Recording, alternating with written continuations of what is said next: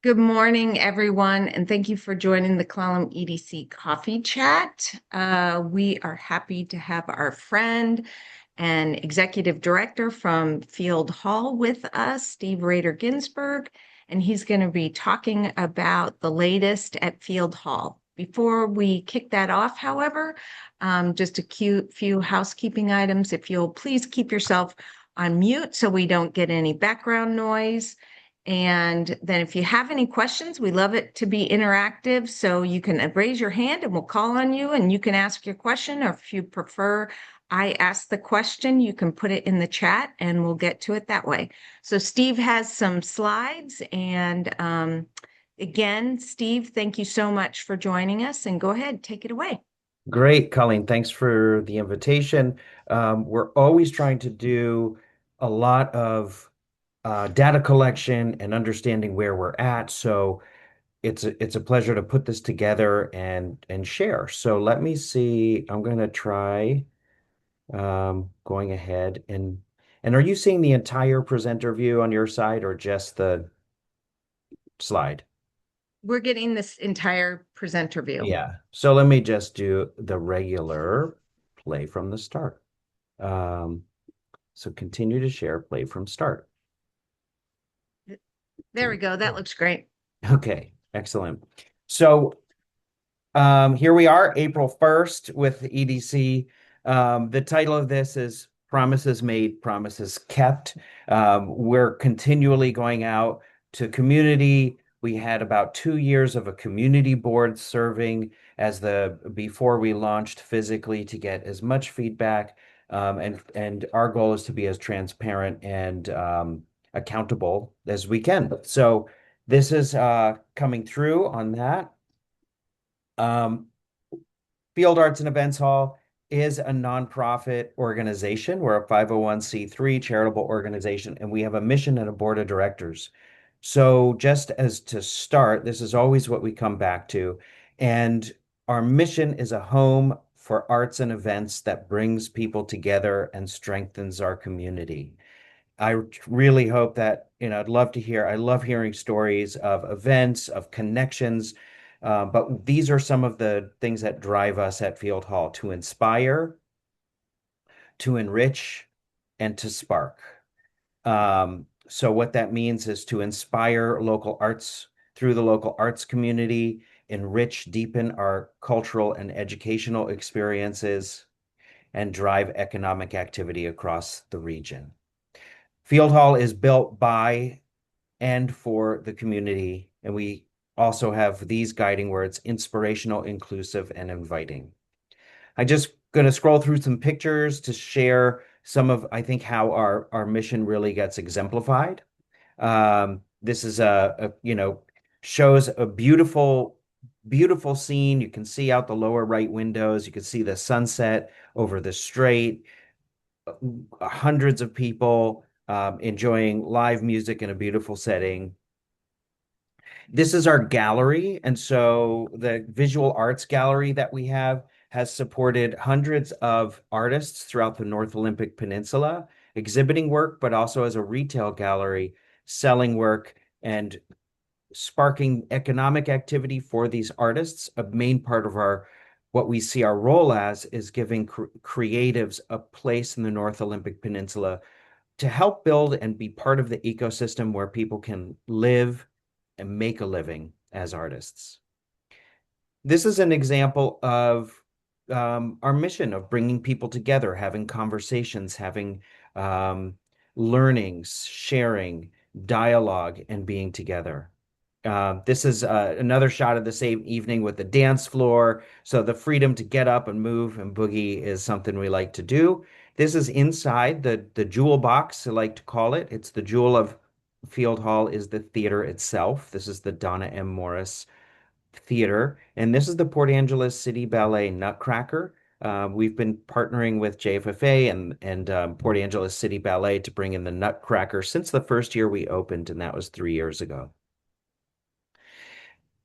It's part of our philosophy that we're not just a performing arts center in the evenings and weekends. We are open 7 days a week. We have a cafe and we leave the upstairs open for people who do work. You can see somebody who got a coffee from the coffee shop is doing work on their computer. We have open, accessible Wi-Fi that's free as well. We do things. This is a series called Dinners at Field Hall. So every couple of months, we put together a dinner, and we like to feature some local, whether it's wine or beer makers, sometimes chefs. This was in partnership with Bar Hop. This was celebrating their 10th anniversary, and we had some quite amazing Bar Hop beer, and Deadwood Revival is back there performing music. This is a shot of a quinceañera that happened at Field Hall. So the hall is available for rent for local events, and people come and have destination weddings and other things. So this is just an example of a local rented out quinceañera, but created a memorable and beautiful night for this family and friends. So what is our story? How did we start? We started with a $9 million bequest from Donna Morris. This was back in 2015, and then the board was established in 2016.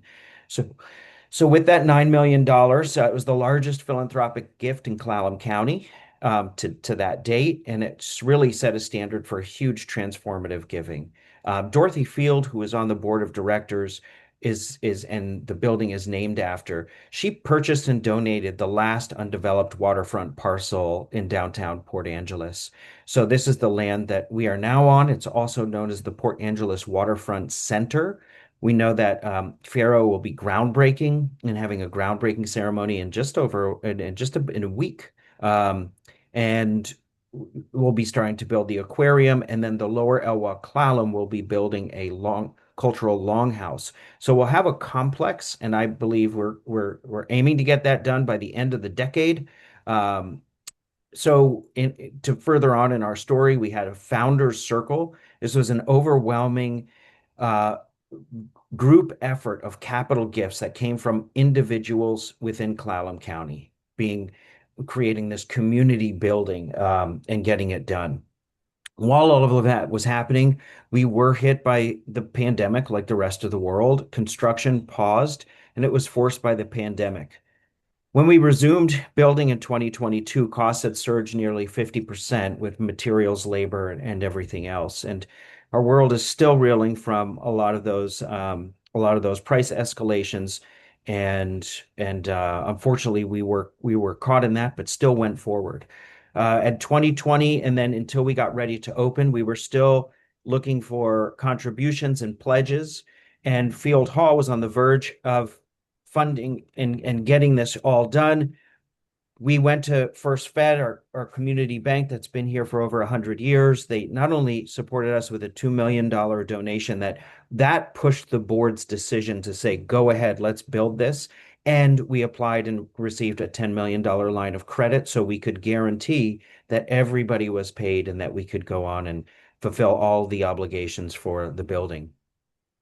What the main part of my share today is for what our strategic plan is currently and where we're headed. So we are focused on four initiatives with one direction. Those initiatives, which I'll go into, are artistic programming, education and community, economic growth, and operational excellence. So here's our strategic initiative one. It's artistic programming. And what are we doing with our artistic programming? Well, we're establishing Field Hall as a premier cultural destination. What guides Strategic Initiative 1, artistic programming, is to inspire, empower, connect, and support North Olympic Peninsula community through world-class programming. So it was Donna Morris's vision when she bequested $9 million. She was always inspired by not only the natural beauty and the surroundings, but the people of the North Olympic Peninsula and the artistic quality that's already embedded with our current organizations and our lives, but we also want to be interconnected to the globe through presenting and being a cultural destination. So we exhibit year-round programming, high excellence programming, present high profile and ambitious work that generates national recognition, attracting industry professionals and the general public. We develop and promote compelling summer artistic programs that draw regional and national audiences, positioning Field Hall as a must-visit destination. So here's some examples of that. Very high quality companies. We've had American Ballet Theater. We've had a Mummenschanz. We've had Macy Gray. We've had Devin Allman.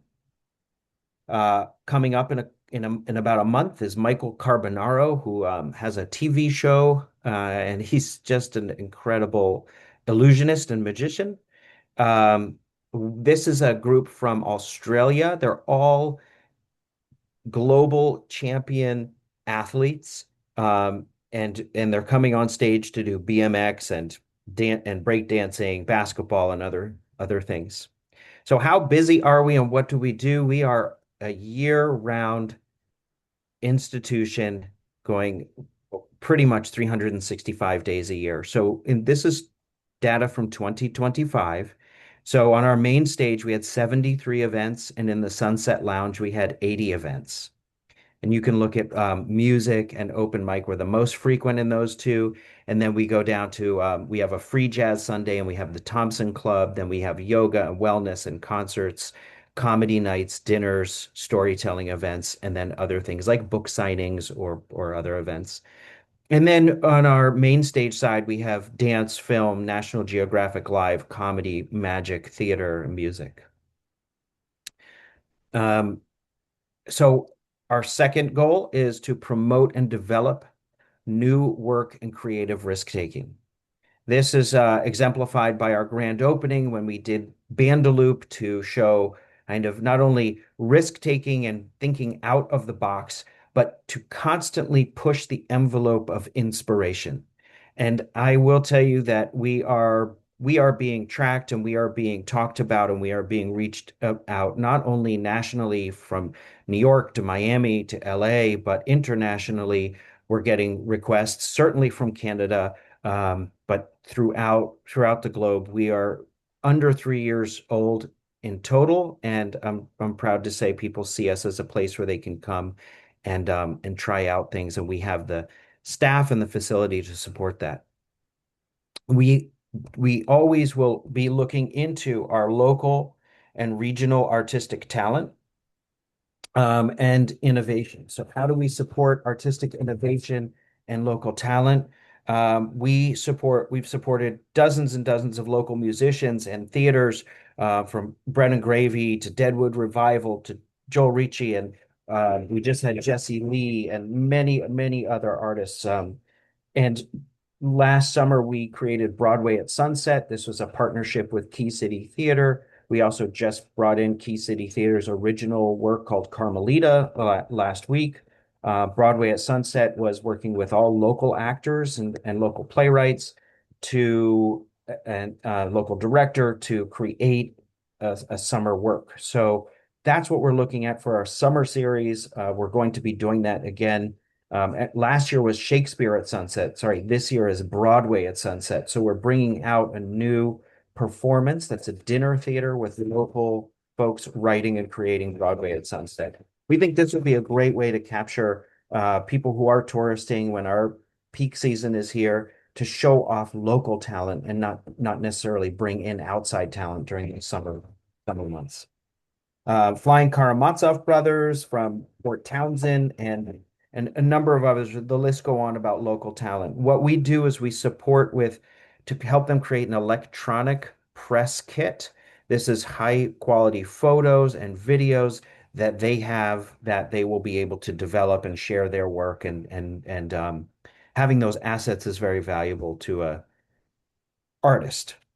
So we build an inclusive and accessible arts community. We don't want to, and I know this was a big fear when Field Hall was being built, that this is going to be this super organization for elite, and we are trying to keep it open, inclusive, and accessible. For example, the 360 All-Stars show that I mentioned, this appeals to youth, it appeals to older folks, it is a broad appeal, but it's also particularly for a family show. And if you look down here on our website, we always have financial assistance available.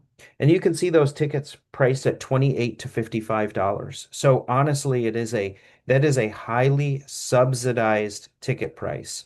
So we as a nonprofit are are really putting philanthropic dollars to use to subsidize the public cost so that Field Hall remains accessible. We do go beyond that to add financial assistance to those that $28 to $55 is out of reach for. So, Steve, what would be the non-subsidized price?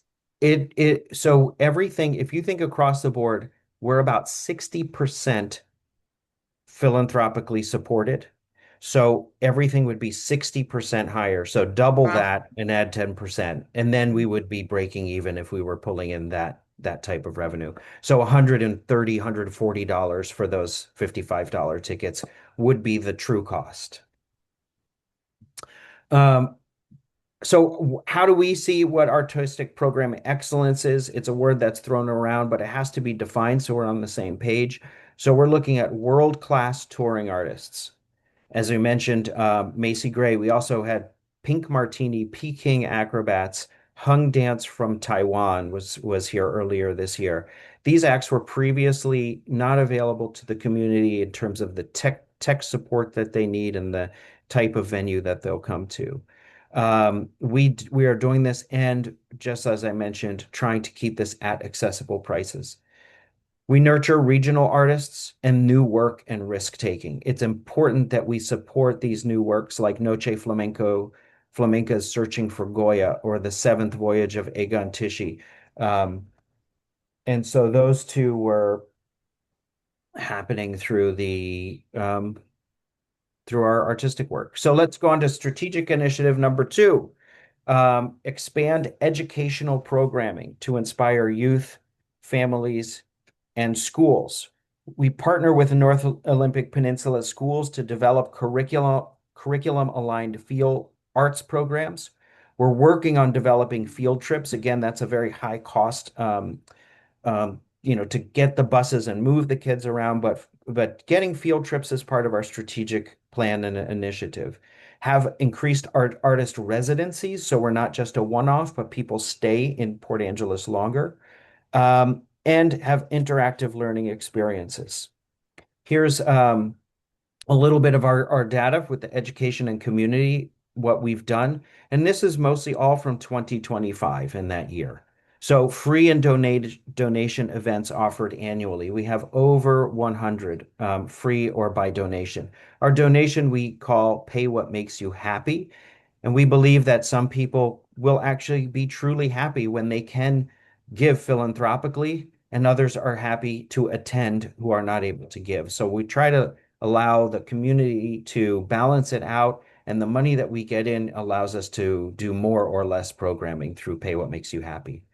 Uh, Over 1,200 students were served by Peninsula Performs in 2025, and that is our arts integrated educational program. So when I say arts integrated, it is integrated into the curriculum of schools and supports children's learning. Um, we have over three program areas for education access and something called our Connections program.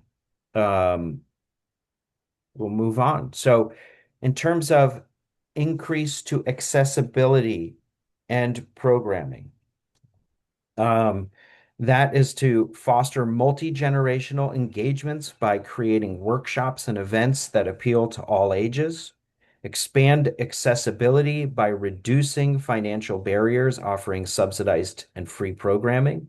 And we also launching, and we're just launching now, and we are looking to sustain Connections. It's a new series. It's a branded series called Connections. These Connections event will diversify scheduling, accommodate weekdays and weekends, daytime and evenings. But Connections is a way in which we can use the facility working with other organizations to deliver programming. So we can increase the accessibility and connecting to other organizations. This is a way that we're bringing arts into the community. Those dancers that is Hung Dance. They are dancers from Taiwan. This is the Boys and Girls Club in Sequim. This was a day in which we took, it was actually a day off of school. So this was a school day program that Boys and Girls Club were doing, and we were delivering programs and arts um, there that day. So it was an hour with them. We enrich community through curated experiences. So by curating programs, we really highlight cultural representations to feature a diverse array of artistic traditions. We develop programming that reflects unique history and interests on the North Olympic Peninsula. And we strengthen social and cultural engagements by fostering network of opportunities to field hall members and non-members. An example of this is in 6 days on April 7th, we are hosting a conversation. This is a free conversation, a Pay What Makes You Happy event. This is the importance of local journalism, moderated by Brown Maloney. We'll have people from public radio, KNKX. Amy Jeffries is from KNKX. Briar Dudley is from the Free Speech Institute out of the Seattle Times. Lloyd Mullen is the publisher of the Port Townsend Leader. This event is going to be introduced and closed by Aaron Kennedy, publisher of Sound Publishing and Peninsula Daily News. So we hope to see you April 7th at 6 p.m.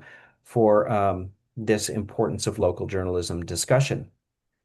Also part of our education and community event is Peninsula Performs and Field Hall for All. So Field Hall for All really focuses on that accessibility in everything we do. Peninsula Performs is in schools. So we have 14 Peninsula-based artists who are out there, who have developed curriculum, worked with our director of education, Jesse Young, and have worked to hone their crafts to specifically, as you can see, some of these are pictures. This is a photo off our website, so you can go and see Peninsula Performs on our website.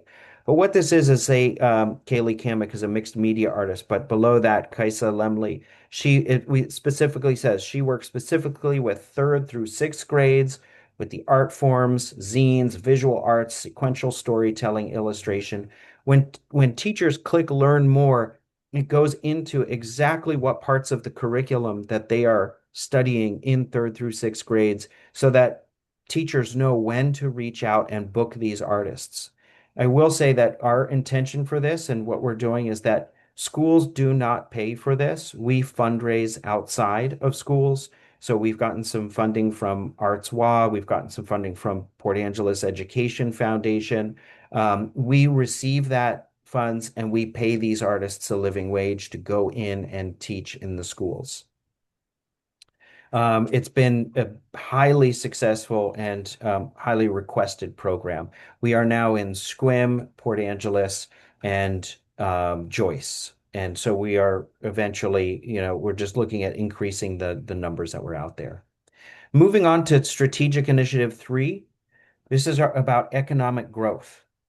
So strengthen field halls. We are looking to strengthen field hall's role as an economic hub. So not only are we a cultural hub, but we are an economic hub.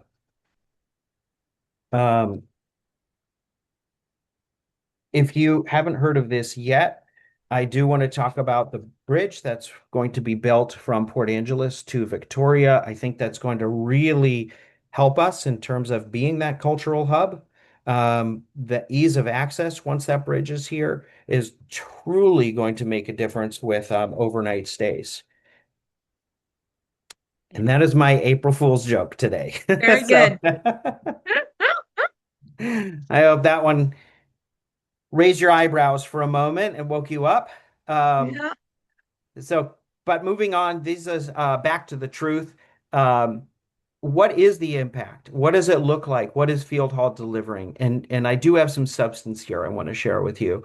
I've talked about Field Hall as what we're doing to produce events. So with the events that we do plus our rental events. So we had over 91 rental events, over 126 performances. So we are really operating, and the board has set a goal for staff that we operate at 80% capacity. They want to see us 80% of the time running public events. Those are either rental events, or Field Hall Presents. So 57,000, almost 58,000 annual attendees. Just our ticket revenue alone through performances was over $600,000. So Field Hall as a business asset for Port Angeles, what does that mean? Well, we draw visitors year round. We create customers for restaurants, lodging, retail, local services. Have brought a conference center of modern, a modern conference center with that can attract meetings, conventions, commercial bookings. They generate room nights for multi-day visitor spending. Workforce retention.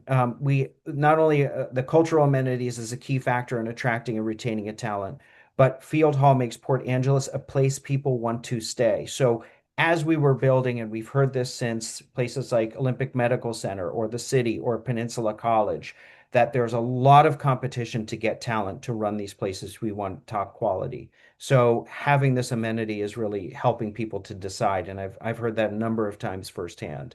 It's been part of people's decisions to move or stay.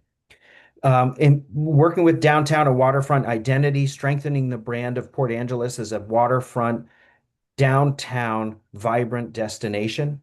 And then business partnerships. So in terms of programming, events, rentals, community visibility, that we are creating as many business partnerships as possible to elevate additional business. So being a cornerstone institution, what does that mean? We see that the arts and studied that there is a multiplier effect. By bringing people to Field Hall, to a walkable location, it turns each event into a visitor experience that they can go and visit restaurants, shops, galleries, hotels, all benefiting from every performance and event at Field Hall. Unlike seasonal attractions, Field Hall delivers constant tourism impact 12 months a year. And I think this is really to note. I will tell you our slower season has been this summer season because the mountains are calling, not the inside the theater. So we've been working to figure out summer, but we really see those numbers pick up through the shoulder and the off seasons. So we're generating quite a bit of tax revenue. We are increasing the positionality of Clallam County as a competitive travel destination. And we are weather independent, right? Inside our building for conferences, we are a weather independent venue. This is some numbers we're looking at. Okay, so this has, there's quite a bit of verification and double checking and really looking into this, but this is how this impact looks. And we're looking again back the previous calendar year.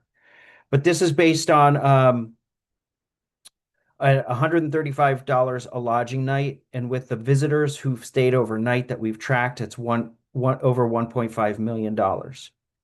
The impact on dining and food in the area, $675,000.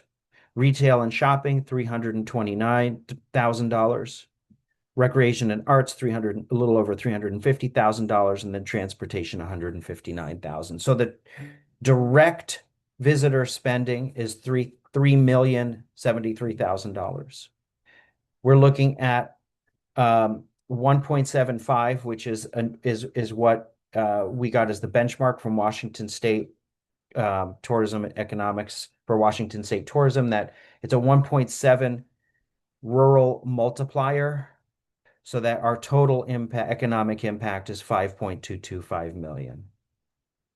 So this is, we're really talking a very emergent organization, growing in power, collecting the data, and we're looking at just continuing to pick this apart, look at it, work with any partners who want us to help with data. But this is using all of the best tools that we have at our fingertips, from tracking and using what's out there.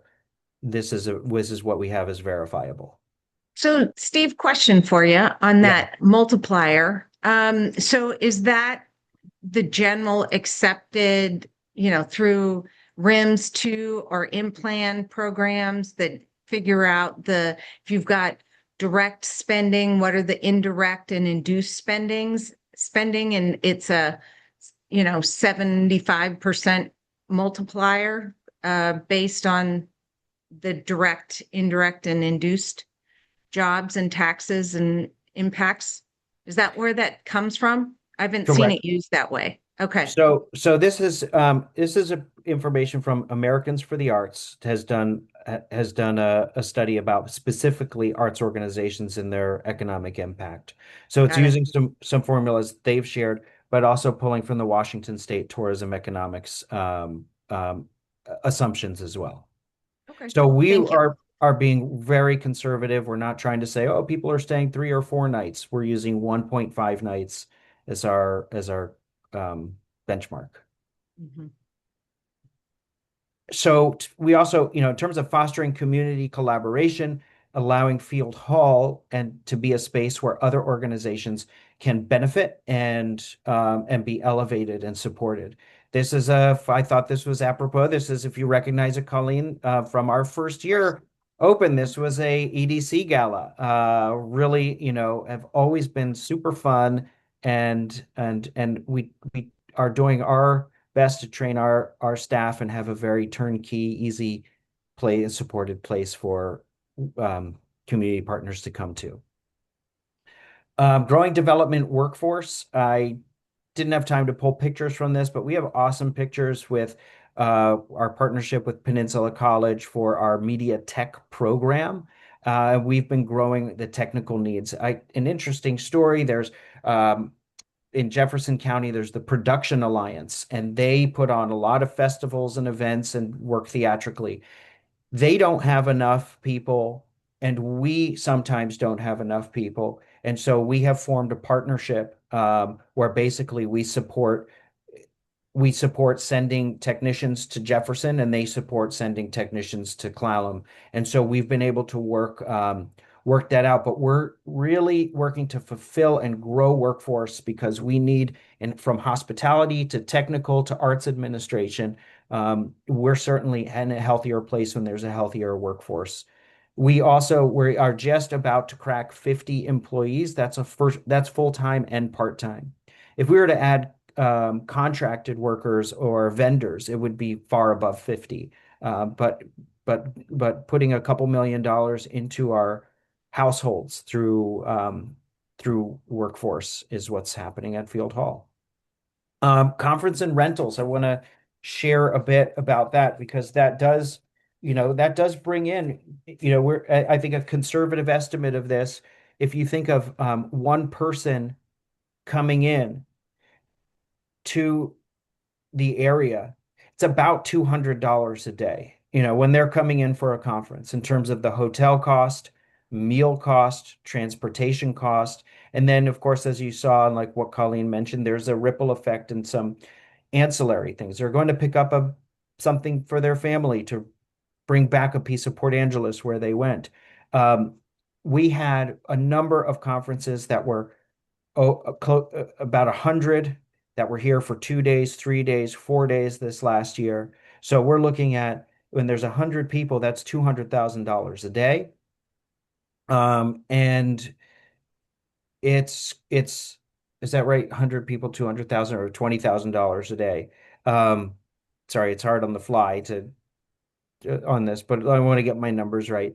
But when there's we're talking right now to a 400-person conference that will come to for 5 days, either next year or the year after. And they're coming because of the facility itself and some of the partners that we have put together for some tours of the area and really turn some people onto this area.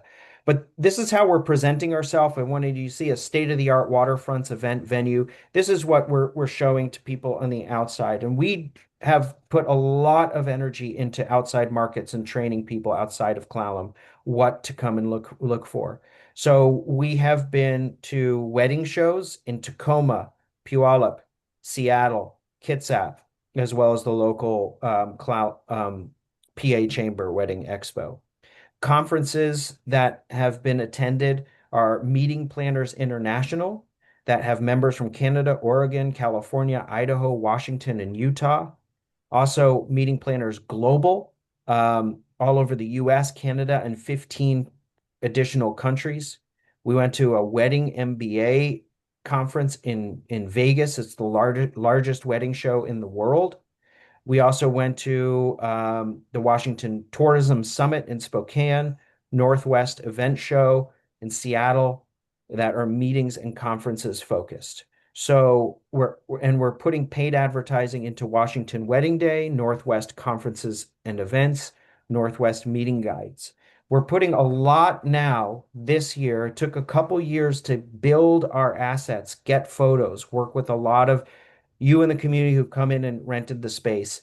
And now we're going out with a well-trained staff to sell Port Angeles. So weddings, corporate events, and theater rentals. This is all screenshots from our website. So this is an outward-facing microsite that highlights our our facility and how to engage with it. So we're really looking at being modern, being flexible. Groups, as you can see, 20 to 400. And there's been a group called Meet in PA. That group is a bunch of local folks in the industry who are working together and sometimes joining Field Hall out there at these conferences to share and sell Field Hall. So our last strategic initiative I'm working towards wrapping up here is to achieve financial stability and operational resilience. We had a pretty landmark year in 2025 with how many events we put on. We want to expand our organizational effectiveness and role clarity. So this is to develop policies and procedures, ensuring operational excellence and financial sustainability through board, staff, and community collaboration. We are really laser focused now that we've been going for a couple years, is refining our policies and just being an impactful and effective organization. Maximize resource and efficiency and sustainable infrastructure. Just how do we shepherd? It's always, as ED of Field Hall, it's always on my mind that 60% of our revenue is from donations, and we need to shepherd and be highly respectful of every dollar that comes through, because it is a vote of confidence in what we're doing, and for us to be transparent and working hard on that. Since we started in 2016, with the $9 million was a great start that we originally got as a bequest. And it's been our community and other philanthropic organizations that have really come in to help build Field Hall. The total price of the project ended up being in the $56 million range. But we are in the very end of our capital campaign, and we're calling this phase the all-in. What all-in is, it has three goals for the One Future of Field Hall. We needed $12 million for the all-in campaign, $10 million for the construction financing, and to finish paying construction costs. Then we want to seed the future for the next 3 years with a strong foundation for artistic excellence and education and community work. This, as we see, is the program delivery of our nonprofit and what we're doing, bringing national and international recognition, accessible ticket pricing, and being in every community in the North Olympic Peninsula. I want to say that we have achieved every dollar to pay off Field Arts and Events Hall. So, I mean, that is just an astounding road that we've all been on together. It's been, a trudge and really set back by COVID, but I want to say we are through that. So now we are truly forward looking at program delivery. And I'm very excited for the next 2 years to share all of the things that we'll be able to deliver without looking back at construction. So truly, we are feeling like this is our moment at Field Hall. This is our moment for our community. We've raised $10.1 million, remaining $1.9 million. We are 84% complete and looking for help. So just the road to the finish line of our final campaign is we are now we launched it March 10th. We are looking for a huge community engagement sprint. We are looking for matching challenges and micro campaigns and ways in which naming opportunities and this final phase can go on. We're really looking at um, hitting this mark by June 13th, and we are going to celebrate, whether it's a celebration of the end of the campaign totally, or we just celebrate that we've paid off the building and it's a burn the mortgage party. We're doing that publicly on June 13th. We will send out a lot of information about how that is, but that will be similar to grand opening with a free party outside. So truly, how we feel is together we're all in at Field Hall, all in for the North Olympic Peninsula. I believe that the hopes and the aspirations of what was invested in Field Hall is coming to fruition. I certainly feel it in the hall every day, and I am getting a lot of resounding amplification from around the country. So that's the end of my presentation. I haven't looked at the time, but I think we have time for Yep, discussion. we do. Um, so I want to thank you, the EDC, for your leadership, partnership, and advocacy. We hope that together we're going to see this all happen. So let me Great. just stop sharing and There we get out go. of this So presentation. Did I stop sharing? I did it for you. Oh, okay. Yeah. Thank you. So we do have some questions in the chat, and that is an excellent presentation. Thank you, Steve. First off, Kay asks, what exterior panel removal and replacement work was being done about a month ago? How did those panels fail? What were the indications? It's an interesting story. We noticed before we went, um, before we opened the building, there were a few panels that had started to crack. So our general contractor saw what they were. There had to be, they took panels down, they brought them to an independent laboratory to be tested because there, as you know, with a construction project, there's the architect and the manufacturers and the installers and there's just a lot of people where the blame could go.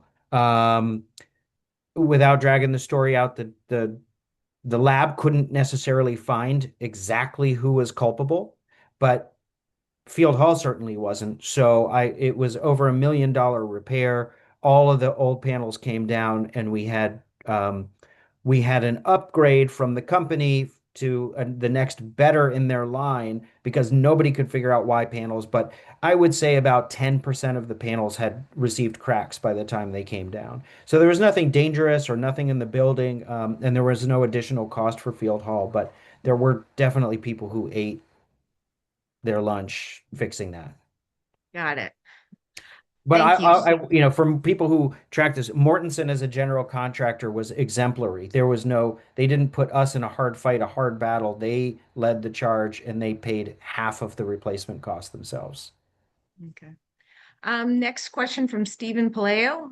Where are we today in terms of an 80% capacity utilization goal? Oh, I wish I could show you. Actually, I'll show you. I I'll bring something up, but Steve, that's a great question, and we're like so there. I mean, it is really hard to keep up with ourselves. I'm going to show you.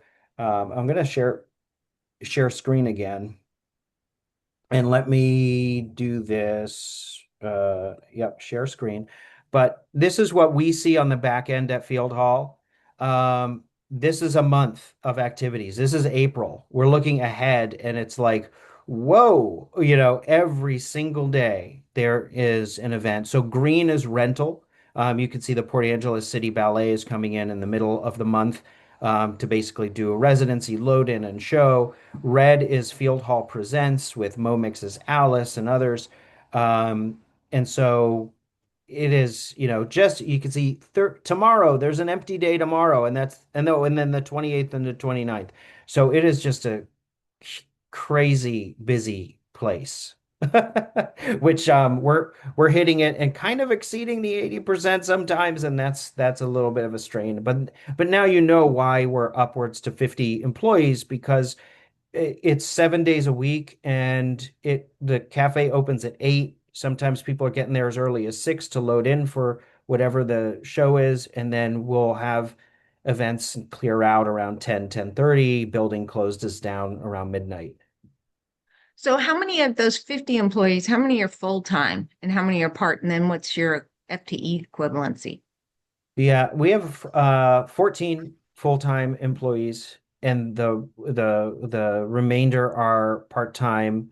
Um, I don't know how we would. I don't know off the top of my head the FTE equivalencies of those part-time, but our as we remain busy, some of those part-time folks who came in who were working 8 to 10 hours a week are now working 30 hours a week.